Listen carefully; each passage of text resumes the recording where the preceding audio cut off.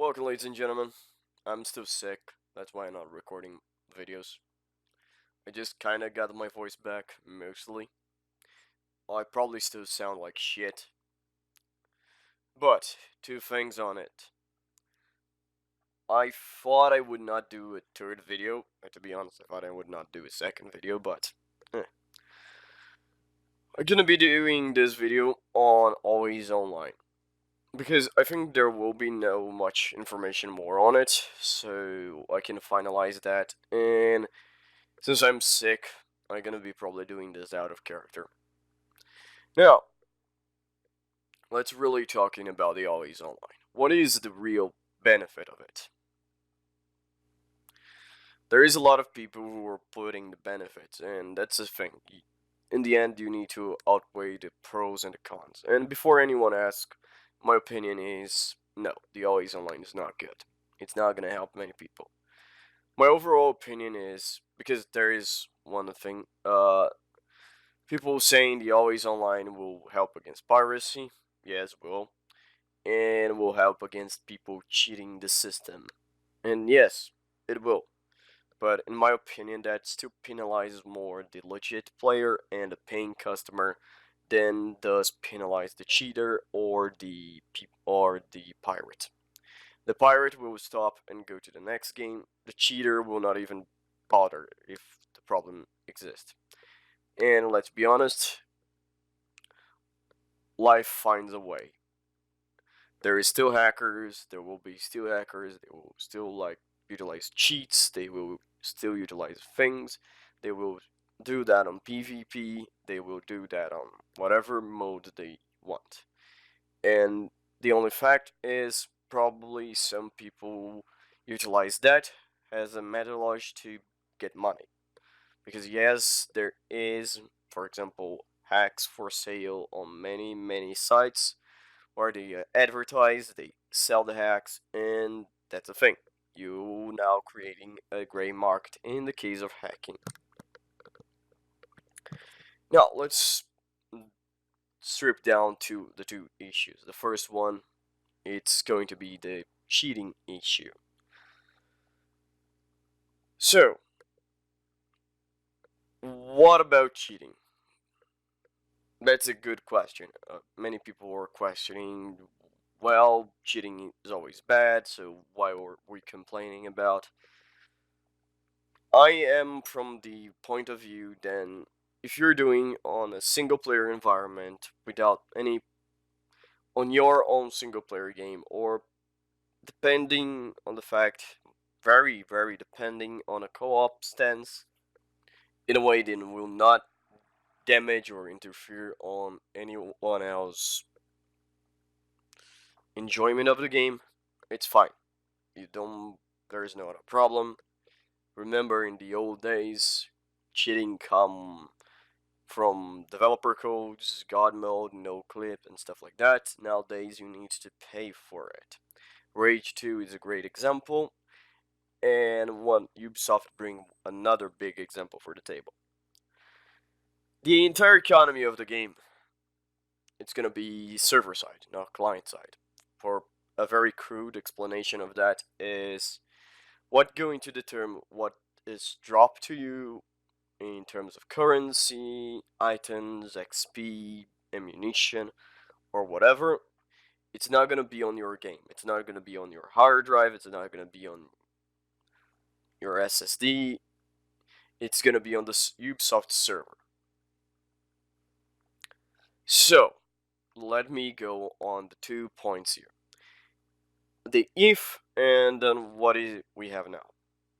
What I have now is the only way to alter the amount of things that you gain is through Ubisoft doing a patch or Ubisoft simply selling you ways. If the XP gain on the game is too slow, Ubisoft have saved XP boosters. And in some ways, they want to guarantee that the sales of the XP boosters will be there. Let us remind, now the XP booster does not only work on the multiplayer aspect, they are selling this on the single player too. They already were doing with Assassin's Creed, they were doing with other games, and now they have here. With that in mind, what would happen if the economy is too stingy? The XP economy, for example. If it's too grind to level up your character or to acquire any of the items, you will be encouraged to buy loot boxes because the battle crates does give you gear, if I do remember, on the Ghost War. And in the end, you will need to. That's the way. Or you waste your life away grinding, or you end up paying. Now, for those who are saying, well, Ubisoft will be fair with loot, I'm sorry. If you get a loot shower, it simply means the loot isn't worth, and it's garbage. It's always going to be garbage. The Division 2 is there to prove that. Now, let's go to a if scenario. The economy is changing the same way than it is in the first scenario. XP is fucked, but we have a single player option. Save and loot systems are all handled client side on your side of the machine. People can literally add modifiers for XP, for loot drop. If you want a great example for XP, go search for the Assassin's Creed one. They have incredible XP modifiers there. Then it will literally ease up your experience if you feel it is grind. As I said, I dropped Assassin's Creed because I think it was too fucking grind, and I couldn't bother to keep playing. If the drop system is too stingy, you don't get enough drops from enemies. Same goes. Someone can create a third-party software and modify that. Same goes again for economy, faction coins, or the Skeltech credits, the E credits, or whatever they call. All of that can be solved on a single player. And if in the end it comes to the end, there is still even the last resort than many people, not last resort, but something than some people do. I think that does require a lot more work on it, but it is the save editor. When people create a software, then it's capable of editing the things on your save. It does exist for Dark Souls 1. I don't know if it exists for 2 or 3. I know that some people say it exists for 3 because people were creating like fucking broken items on thing.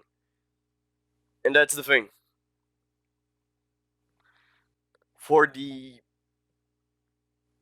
utilizing the always online as a anti-cheat exists.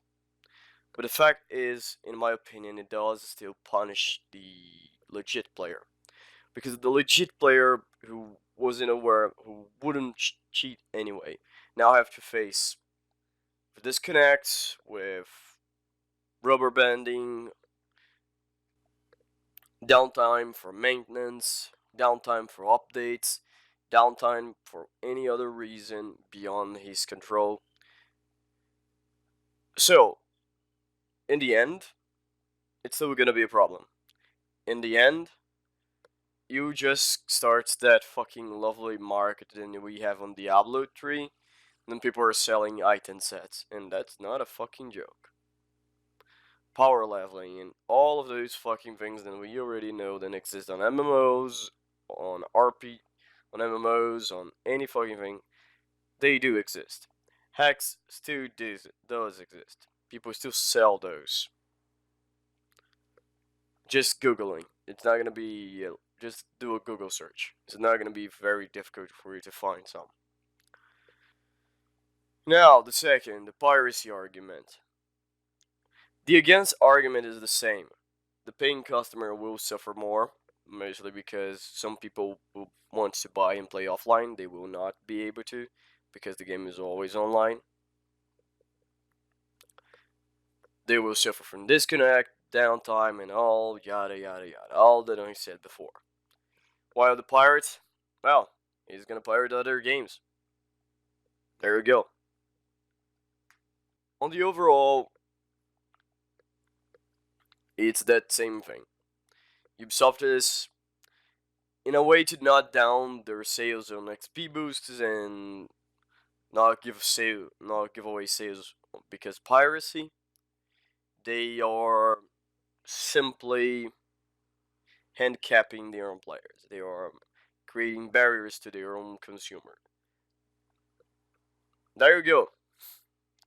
In the more end goal is that the thing. Look, I'm not condoning or crucifying anyone who decides to use cheat engine, who download a trainer or something like that. If you're doing on your own single player environment, go for it. I don't care. If you're not hurting any other player by doing that, sure. Have a blast. Fuck. How many of us didn't play GTA once in a while, was so bored of GTA? San Andreas got one of those lovely cheats to give you weapons and go on a mayhem. Sometimes it's fun, sometimes that's what you want to do, and if that's what you want to do, sure, go ahead for it.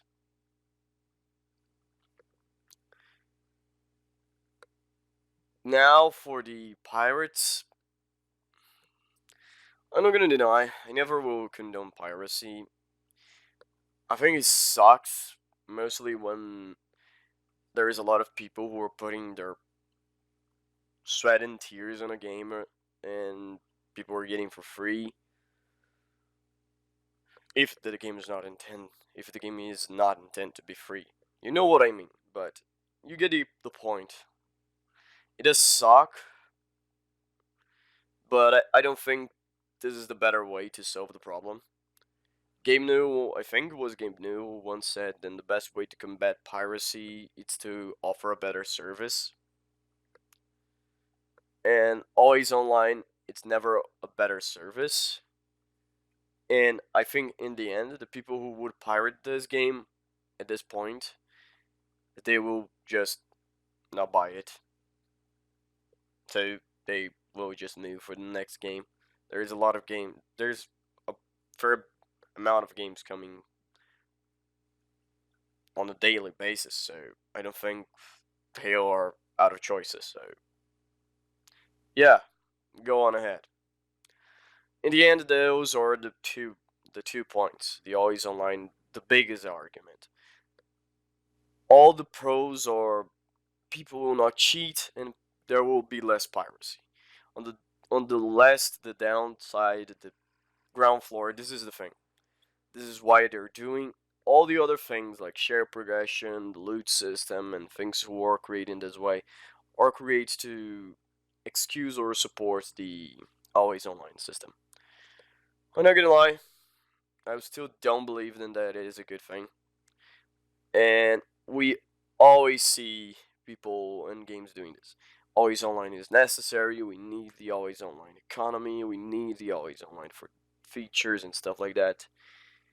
And always the games are fucked. Diablo Error 34, 37, I think,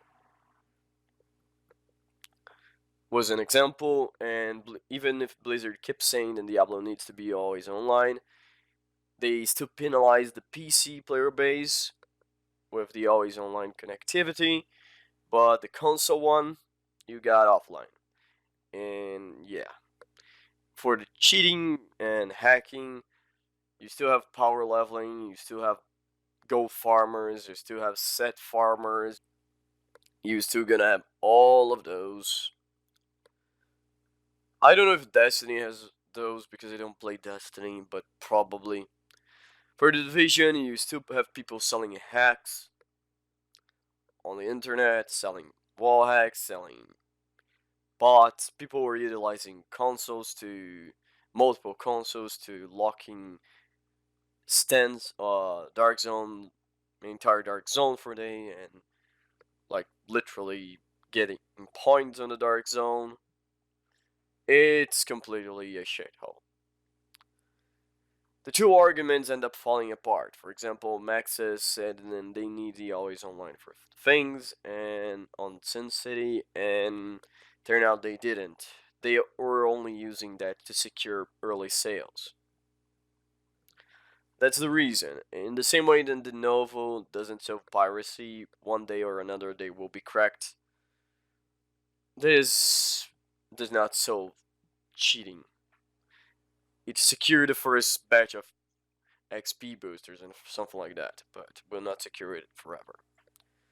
It's highly ridiculous, then people really think that is the case, then there is enough pros for it. There isn't. And the mentality, the self-centered mentality, then, oh, this does not affect me. Let me be honest, this is probably not affecting me either. I have a reasonably well, once in a while only, my internet kind of falls apart, but I don't have any major disconnects or something like that. I don't have much of downtime between, except when something really shitty happened, like a car crash and a lamppost close by, or someone fuck up the maintenance of somewhere else on my neighborhood, and because of that, they damage the server, the locos thing, or whatever. And in the end, that's the thing. Normally, I don't fucking have any problems. But I'm not looking up only for myself, I'm looking up for the people who do have problems. People who, for example, use the game, who tend to not have internet connection stable for a long period of times or stuff like that. For example, on my work, we allow people to bring their consoles for the graveyard shift. Because in law, let's not deny, graveyard shift is fucking boring and people will die of boredom and end up sleeping on the job if we don't allow them to do something. So yeah, we allow people to bring consoles to work. We don't allow internet connection. That's a thing. So, yeah. So, ladies and gentlemen, that was, again, out of character, sick as fuck. My last word about Always Online. It will not solve cheating, will not solve the piracy problem. We'll just fuck over the legit players and the paying customers. Thank you for watching, see you later, and I hope my voice gets better soon, because it's fucking hell. Well, ladies and gentlemen, thank you for watching. This was the video. If you enjoyed, leave it a like. If you didn't, leave it a dislike. If you have anything to say, please leave a comment. And if you want to see what the hell is gonna be coming next on this mess, subscribe. And see you guys on the next episode.